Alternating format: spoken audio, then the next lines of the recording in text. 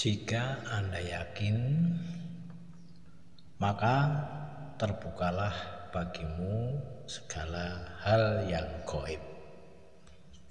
Saya bermohon kepada Allah Subhanahu wa Ta'ala agar dengan risalah ini bisa memberikan manfaat kepadaku, utamanya, dan juga kepada sekalian orang-orang mukmin.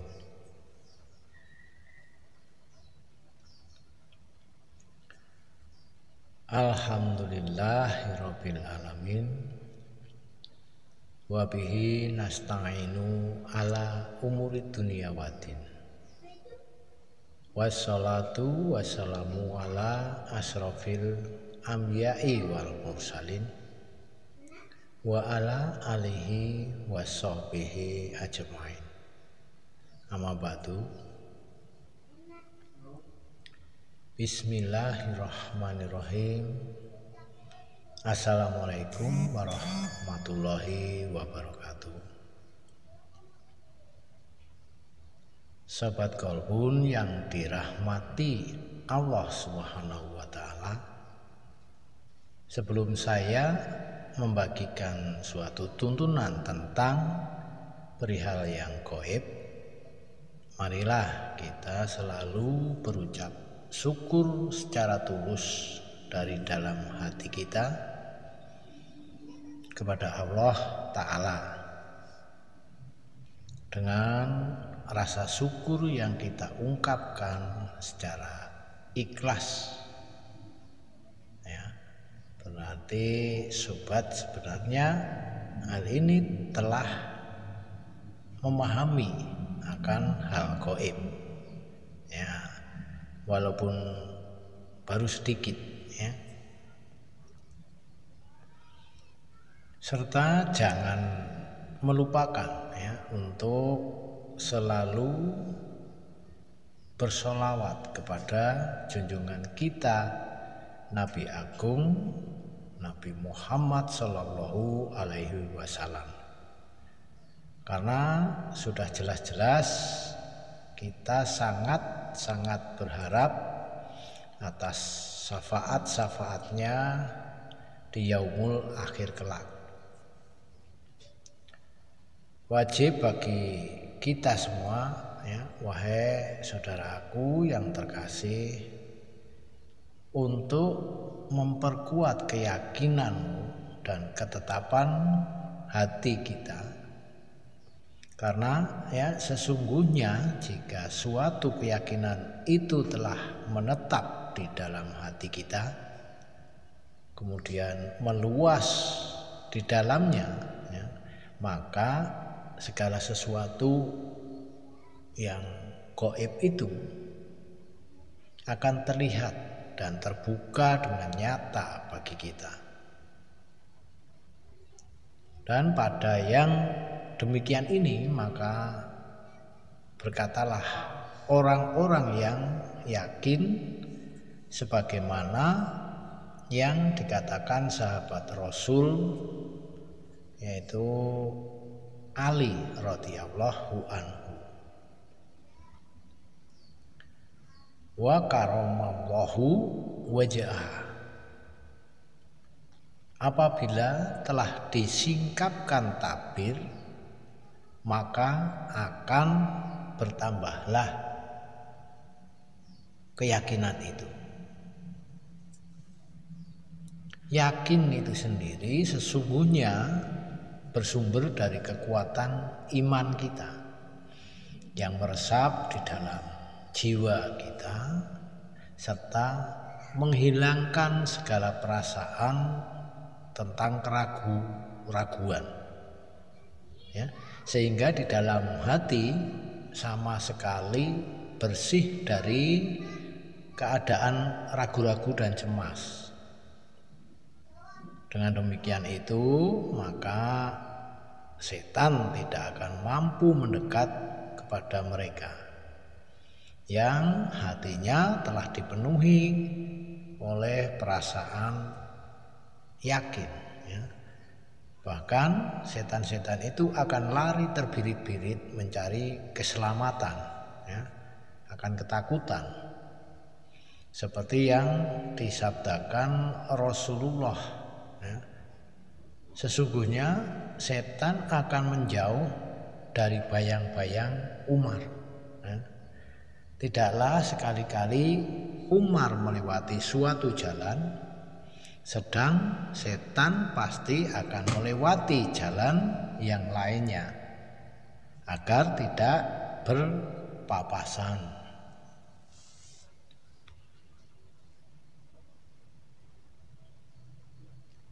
Karena keyakinan itu akan menjadi kuat dan semakin menambah keimanan kita. Jadi kita akan melakukan beberapa hal ini, ya, akan melakukan beberapa hal untuk meningkatkan keyakinan dan keimanan kita ini. Yang pertama, hendaklah kita selalu mencurahkan segala perhatian kita dan hati kita yang tertuju hanya kepada Allah Subhanahu wa Ta'ala. Kemudian memperhatikan dengan hati, ya, memperhatikan dengan hati. Ya. Kenapa memperhatikannya dengan hati? Ya. Bukankah hati itu tidak bisa melihat, tapi hati itu hanya merasakan saja, ya. Hati itu hanya merasakan saja. Nah, justru itu sobatku, ya. Jika kita memperhatikan sesuatu itu dengan mata, kita akan sering tertipu, ya. Kita akan sering tertipu dengan tipu-tipu daya setan. Maka di sini yang saya tekankan, ya, jika sobat memperhatikan sesuatu itu, pergunakanlah hati ini, ya. Pergunakanlah hati, karena hati kita ini sebenarnya murni, ya, suci, jika tidak tersusupi oleh rekadaya setan. Ya. Nah, sampai di sini apakah sobat mulai paham, ya? Apa tambah bingung malah justru, ya? Oke, baik. Sampai di sini saya anggap sobat semua sudah bisa memahami apa yang telah saya sampaikan tadi,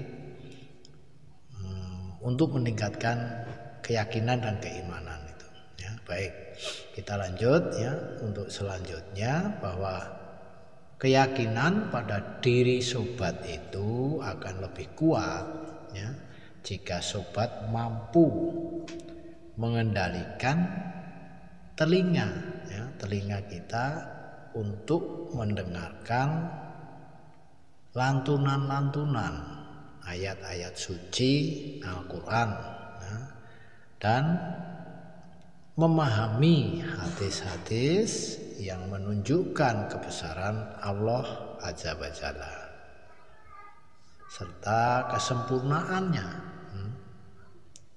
keagungannya, dan juga kekuasaannya dalam mengatur urusan semua makhluknya. Karena kekuasaan Allah di dalam memperhatikan akan kebenaran para rasulnya dan kesempurnaan para rasulnya terhadap apa-apa yang menguatkan risalah mereka. Dari beberapa mukjizat, ya, demikian juga Allah Subhanahu wa Ta'ala selalu memperhatikan mereka yang mendustakan, sehingga mereka yang mendustakan itu akan mendapatkan siksa, ya, siksa dari Allah Subhanahu wa Ta'ala. Nah, ini untuk yang kedua ya, untuk yang kedua, untuk meningkatkan keimanan dan keyakinan kita terhadap Allah ya, hendaklah kita selalu melihat dengan iktibar ya, atau kita bisa mengambil pelajaran ya dari suatu peristiwa, terutama pada kerajaan langit dan kerajaan di bumi, serta apa-apa yang diciptakan Allah dari ciptaan-ciptaan yang sangat ajaib dan sangat luar biasa. Allah berfirman, dan akan aku perlihatkan kepada mereka ayat-ayatku di alam raya ini dan juga pada diri mereka, hingga tampak jelas bahwasanya Allah Maha Besar. Nah, untuk yang ketiga, ini untuk memperkuat keyakinan kita, maka hendaklah kita secara istiqomah mengamalkan apa-apa saja yang sesuai dengan keimanan kita ya, secara lahir maupun batin, dan kemudian menunjukkan akan ketaatan kita kepada Allah Azza wa Jalla. Itu intinya ya.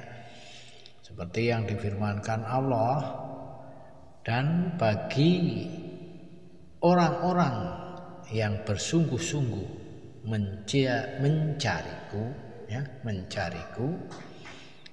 niscaya akan aku tunjukkan jalannya. Kenapa kita harus memperkuat keyakinan kita? Kenapa itu? Ya. Apa kemudian faedah yang akan kita peroleh sebenarnya jika kita semakin memperkuat keyakinan dan memperkuat keimanan kita? Apa itu faedah yang akan kita dapat? Coba. Sebenarnya jika muncul di hati dan pikiran kita pernyataan dan pertanyaan seperti ini, sungguh-sungguh ya, saya sangat prihatin dan saya sangat menyesalkan munculnya pertanyaan itu ya. Kenapa demikian? Sadar enggak ya sobat, sadar enggak ya, jika sebenarnya Allah itu telah memberikan kita begitu banyak kenikmatan ya, begitu banyak sekali kenikmatan, dan Allah tidak pernah menuntut apalagi memperhitungkan untung ruginya.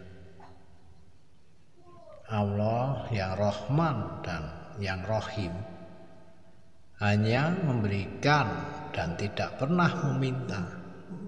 Iya kan? Allah tidak pernah meminta kepada makhluknya untuk dipuji ataupun untuk diberikan sesuatu. Tidak, ya. Begitulah ketetapan dari Allah tentang manusia, ya, yang selalu saja merasa kurang dan kurang. Baiklah sobat, ya, saya akan jelaskan di sini bahwa ya, jika sobat mampu dan berhasil dalam memperkuat keyakinan, maka keuntungan dan faedah yang akan sobat dapatkan banyak sekali. Ini sebenarnya banyak sekali ya, banyak sekali itu. Namun di sini akan beberapa saya berikan saja ya, yang pada dasarnya pada garis besarnya saja. keuntungan-keuntungan itu, ya. Antara lain yaitu menghilangkan sifat kepercayaan manusia terhadap makhluk-makhluk lain, ya. Kemudian keuntungan berikutnya menanamkan sikap tidak takut untuk menghadapi kematian. Selanjutnya, keuntungan selanjutnya membuat seorang mukmin itu memiliki jiwa yang tenang, memiliki jiwa yang tenang, bisa mewujudkan kehidupan yang lebih baik dan berkualitas. Kemudian bisa menumbuhkan sikap ikhlas, ya, sikap ikhlas. Yang utama lagi bisa mendatangkan berbagai keberuntungan yang lain. Yang terakhir yang bisa saya berikan ini keuntungan atau faedahnya, yaitu dapat mencegah penyakit, ya, dapat mencegah datangnya penyakit, baik penyakit jasmani maupun penyakit rohani, ya. Dengan semakin kuatnya keyakinan kita terhadap Allah Subhanahu wa taala, otomatis hati kita akan selalu tenang. Karena janji Allah itu pasti, sobatku, ya. Allah tidak pernah ingkar janji, ya. Allah janjinya pasti akan ditepati, ya. Dan kita akan merasa semakin mantap dengan apa-apa yang sudah dijelas, ya, yang sudah jelas dengan ditanggung apa-apa yang ditanggung oleh Allah. Nah, menghadap dengan segenap jiwa tentunya, dan meninggalkan segala yang menyibukkan dari Allah, ya, seperti berzikir, kemudian sholat, dan segala perbuatan yang menurut Allah ridho, ya.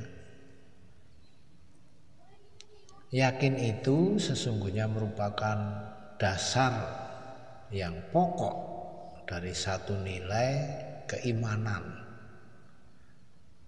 itu yakin, ya.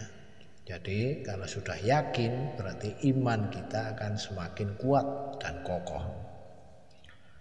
Seperti firman Allah yang artinya ini, ya, tidaklah amal akan terjadi, ya, kecuali setelah adanya suatu keyakinan, dan tidak ada sekali-kali seseorang hamba itu beramal kecuali sesuai dengan kadar keyakinannya, dan tidaklah seseorang itu mengurangi amalnya hingga berkurangnya keyakinan. Nah, Rasulullah sendiri bersabda, al-yakin adalah iman seluruhnya. Nah, pada hari ini akan saya perjelas lagi tentang keyakinan itu, karena keyakinan itu sebenarnya ada beberapa tingkatan, ya. Nah, nanti sobat bisa simak, kemudian coba nanti sobat rinci, ya, coba sobat rinci, kemudian membaca diri sendiri tingkat keimanan sobat itu masuk pada peringkat atau tingkat yang mana nantinya, ya. Mari kita mulai membahasnya satu persatu. Jadi siapa tahu nanti sobat itu bisa memperkirakan ya. Jadi sobat itu bisa memperkirakan kriterianya masuk di tingkat berapa, di peringkat berapa keimanannya. Yang pertama ini tingkatan keyakinan dan keimanan pada tingkat yang paling bawah. Kenapa yang paling bawah? Saya dahulukan di nomor 1 ya, karena agar menjadi motivasi bagi sobat-sobat semua ya, agar semakin meningkatkan ya. Keimanan yang pertama saya jelaskan ini yaitu derajat asobil yamin ya. Derajat asobil yamin.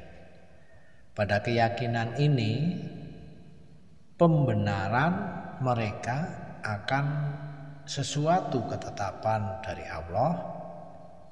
Mereka sebenarnya meyakininya ya, sebenarnya mereka itu meyakininya, tetapi masih ada kemungkinan ya, masih ada kemungkinan di dalam hati mereka itu terdapat sedikit keraguan-raguan dengan keyakinannya sendiri itu. Nah, itu yang dinamakan derajat asobil yamin, itu yang berada di tingkat terbawah ya, di tingkat terbawah.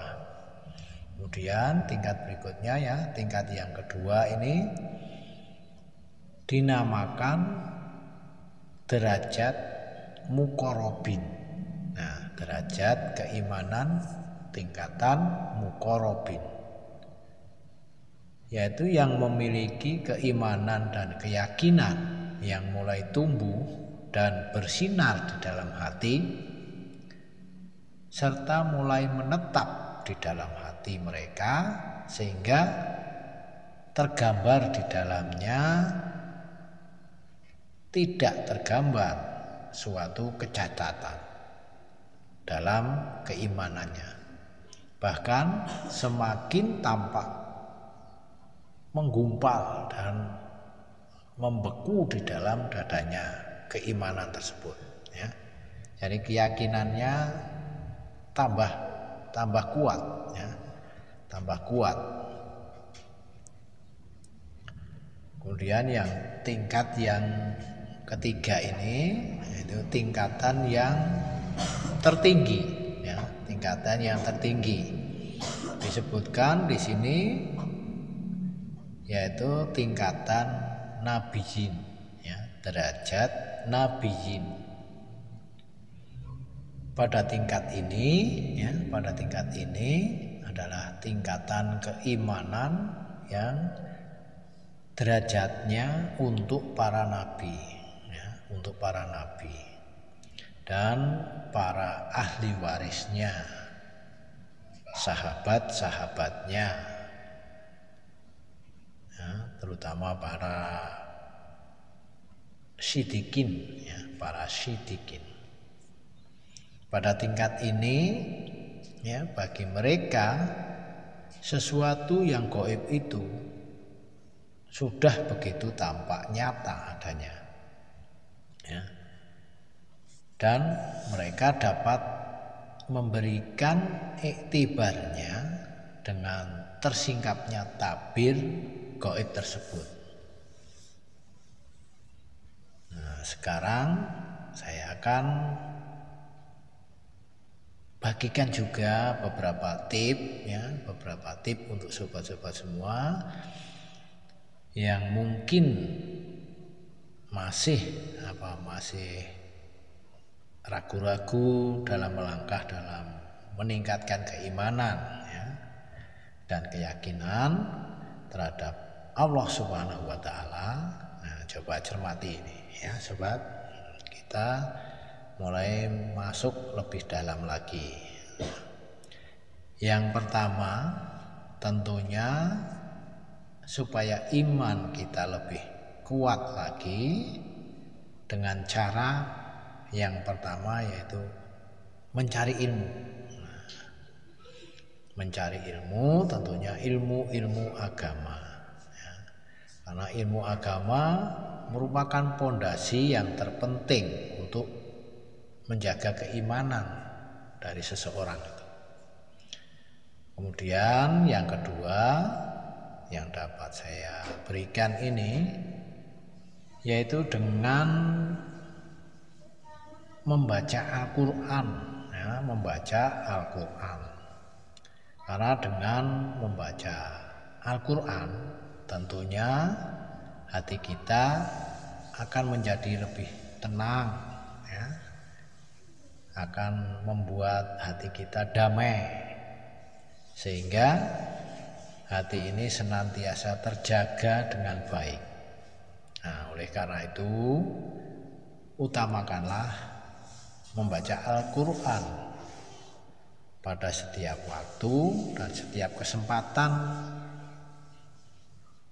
waktu yang ada ya. Oke, waktu yang ada.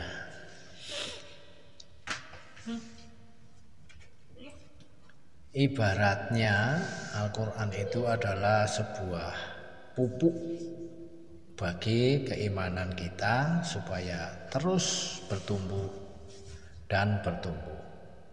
Maka iman selalu berpegang teguh ya, pada ayat-ayat suci yang tertuang di dalam Al-Quran.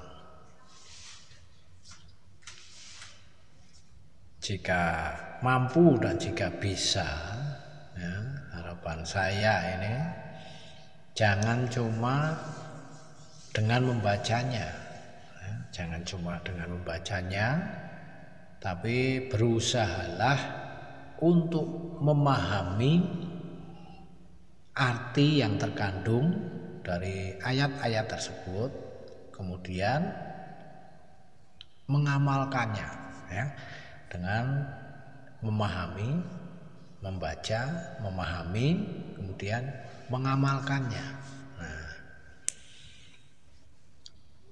untuk selanjutnya yang ketiga ini, untuk meningkatkan, yang ketiga untuk meningkatkan keimanan ya, maka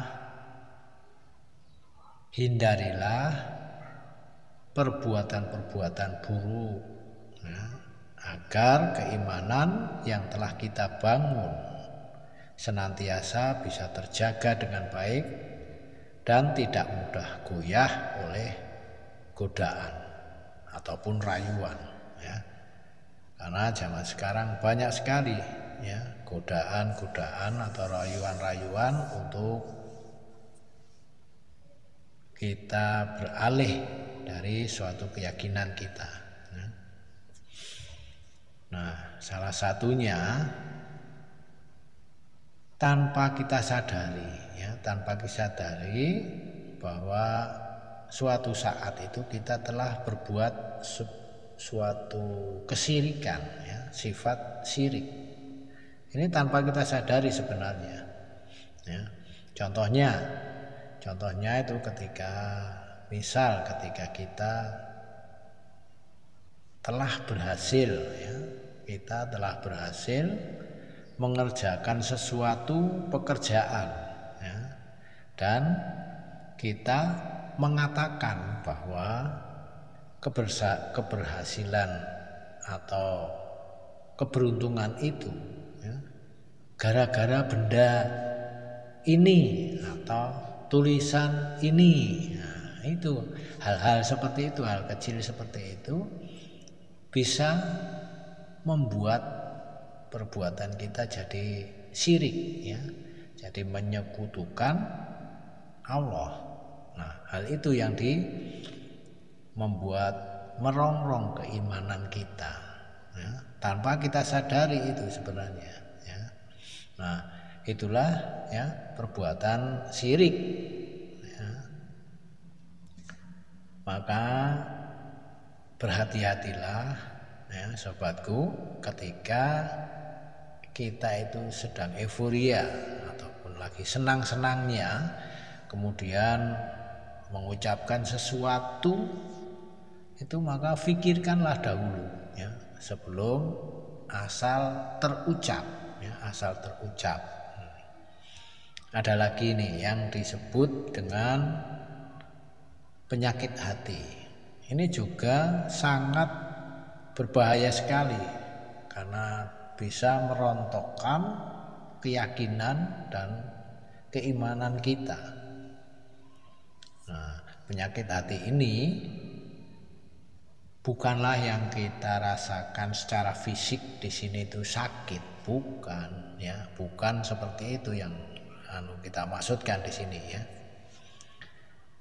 Contohnya apa ini? Contohnya bisa saya contohkan di sini yang mudah-mudah diterima saja, ya, mudah kita terima dan biasa kita hadapi sehari-hari, ya, yaitu adanya sifat ujub. Apa itu sifat ujub? Nah, ini merupakan suatu penyakit hati yang paling dibenci Allah Subhanahu wa Ta'ala. Dan di dalam sikap atau sifat ujub ini, ya, terdapat sifat sombong. Nah, salah satunya, ya, sombong adalah sifat seseorang yang memiliki kebanggaan yang berlebihan pada kemampuan dirinya sendiri. Nah, kenapa sifat sombong ini sangat-sangat dibenci Allah? Ya, ini Allah kemudian berfirman ini untuk menyatakan ketidaksukaannya atau bencinya Allah terhadap sifat sikap sombong ini. Ya. Wala tangsi fi ardi marohan innakalan takrikol ardo walam tablugol jibala tula, ya. Dan janganlah kamu berjalan di muka bumi ini dengan sombong, karena sesungguhnya kamu sekali-kali tidak akan dapat menembus bumi dan sekali-kali kamu tidak akan sampai setinggi gunung. Nah, apa yang akan disombongkan kalau gitu? Oke? Ya, saya rasa cukup untuk hari ini. Ya. Sedikit saya membagi pengetahuan ini, ya, semoga bisa bermanfaat untuk kita semua, terutama bagi diri pribadi saya, ya. Syukur-syukur bisa bermanfaat untuk orang lain, ya. Usikum binafsi bitaqwallah wa billahi taufiq wal hidayah. Wassalamualaikum warahmatullahi wabarakatuh.